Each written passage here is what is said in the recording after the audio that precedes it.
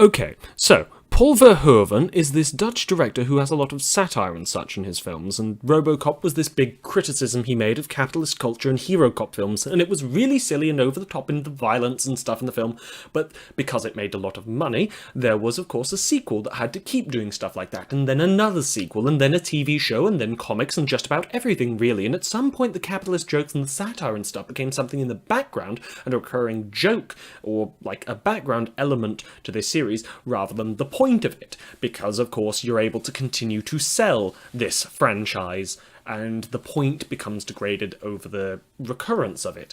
The really big clunky look of Robocop is iconic and cool. The really big and clunky look of the chicken-legged robot worker that murders an executive by accident is a recurring joke. It falls downstairs because it's just big and dumb and it can't do stairs. It got stuck in a manhole cover because it doesn't have arms, so it can't pull its leg out. Now, I'm going to take a bit of a diversion here and talk about something completely different. Judge Dredd. Judge Dredd being a British comic book character, and one of their more enduring ones. He's this cop in a city, and he serves as a criticism of what Britain was like in the 1980s, and law enforcement in fascist systems altogether. It takes place in Megacity 1, a gigantic city that spreads from one side of the eastern United States to the other, and he's this sort of fascist law enforcer who has to deal with all these silly crimes, like people that smuggle sugar because sugar is an illegal drug on par with cocaine, or robots that have lisps and go around killing people. And people like Judge Dredd, even though there's a sense that all of his adventures are a bit of a joke. He fights criminals like PJ Maybe, a child serial killer who goes around offing his relatives one at a time and writes it all in a diary with really bad spelling mistakes full of typios. And at one point, an orangutan was voted mayor of Megacity 1, but all it takes is our leading judge to treat things like they're serious, and we can both laugh at the story and still stick with it and follow along with it. And whilst Judge Dredd deals with ridiculous things taken seriously, that is also something that Robocop deals with. Like in the first Robocop film, the 1987 one, that this film that I will be talking about is a remake of. In the 1987 one, an executive is killed by a robot, and it is a complete accident. In Judge Dredd, of course, that robot would probably be named something like Norma and would have had a very silly accident. But in Robocop, this robot has just murdered an executive in front of an entire boardroom, and people are just sort of like shocked, but they're still going to go ahead with the robot thing. It's just treated as a day-to-day sort of accident that somebody has been murdered in front of them. And that's part of their whole, like, satirization of violence that Robocop likes to do. Now, the problem with Robocop is, of course, that there is a reboot of Robocop made in 2014. Now, Robocop was 1987, and Robocop, the remake, is 2014, and that's nearly 30 years of difference between them in political climate and military-industrial complex and the sort of things that we live with.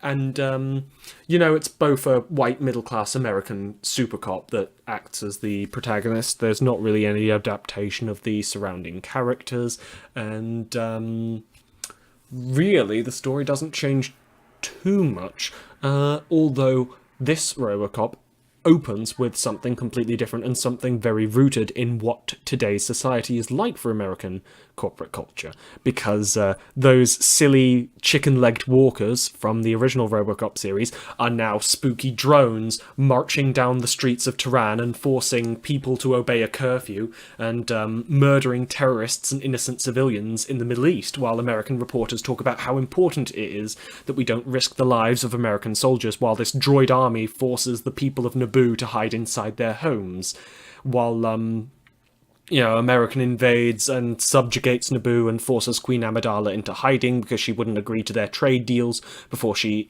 gets called terrorists, and the Galactic Senate refused to do anything about American intervention on Naboo. Now, the problem is, this is of course all sort of a setup for the film. While it is a very neat idea, and it could be something that they could tackle in a film or whatever, it's just sort of a setup for the idea that we need to give a human face to our faceless robot army, so they make a robot cop. so that, the white middle working American class are okay with having robots police them, rather than the way that America is, forcibly policing everywhere else with an army of faceless robots and drones and such. And, well, one of the bigger changes thrown into this film is, of course, that whereas the point in the first Robocop almost is, wait, I'm human, and the Robocop remembers that he was human all along, whereas the remake just has him fully aware that he's a human right from the start and remembers all the stuff from before his accident, and they later have to stick a thing in to take away his emotions, whereas he's emotionless from the start in the original, and rediscovering himself in this film, he is emotional and then stops being emotional for a bit and then goes back to being emotional again, because he has to be an action movie star, and action movie stars are always people that you're able to emote with and follow along. Whereas that was part of the satire in the first Robocop, that he is an emotionless loon that maybe spouts a one-liner here and there, but it's a one-liner in the fashion that he's just stating things matter-of-factly after committing horrendous violence in the name of the law. And, well, there's a bit of a joke in the second Robocop film, where parents are concerned with Robocop being a good role model for their kids instead of a satire of capitalist society and police violence, and so the Robocop is reprogrammed to be nice to kids and act kind and be more friendly and smiley, and it kind of feels like this film is playing with that Robocop the entire time. Honestly, kids are going to watch anything. They're not going to care about violence or whatever. I saw Starship Troopers when I was 10, and nude co-ed shower rooms and heroes that wear slightly recoloured Nazi uniforms had no impact on me as a child whatsoever.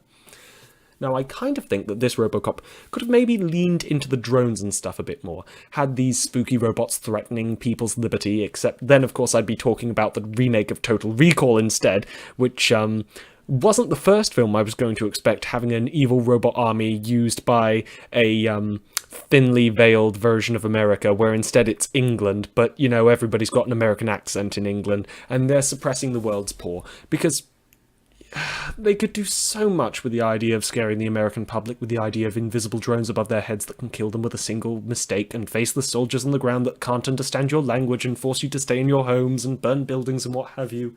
And it's sort of a shame that where that could have been a thing, this Robocop just feels more like a genuine, normal action film, even though there are layers of satire, and even though there are so many gestures towards it. Samuel L. Jackson is in this film as a talk show host, and he's amazing in that role. He carries a lot of the scenes he's in, and he serves as our way of learning what the public is supposed to be thinking after key developments. And he talks about, the implications of just how much Robocop means for law enforcement, and what the public is supposed to think about Robocop leading the way in law enforcement, and how, of course, you should totally vote on that thing to let America police its citizens with a faceless army of drones. And yeah, there's all these neat ideas in this film that are on ideas that are layered atop a normal, serviceable action film.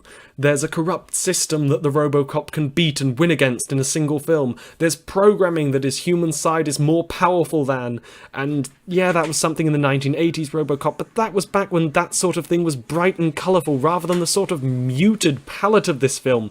The Robocop in this film is just black. His armour is a sort of matte black that's barely shiny, whereas the original one is just this ridiculous silver with a human jaw underneath that vaguely makes his face look a suspicious lot like that of Judge Dredd, actually, come to think of it. Why should you watch this Robocop? It's a perfectly serviceable action film. It will stick you can just stick it on for an afternoon and you'll be glued to your settee. It'll keep you watching it. It's not boring, but it is just an action film. There is nothing more to it, like there was the first Robocop that enthralled people and had people wanting more of. And what they got more of was just more of a generic action film with a robot cop in it. Anyway, thanks for listening, listeners. This has been another ramble by me.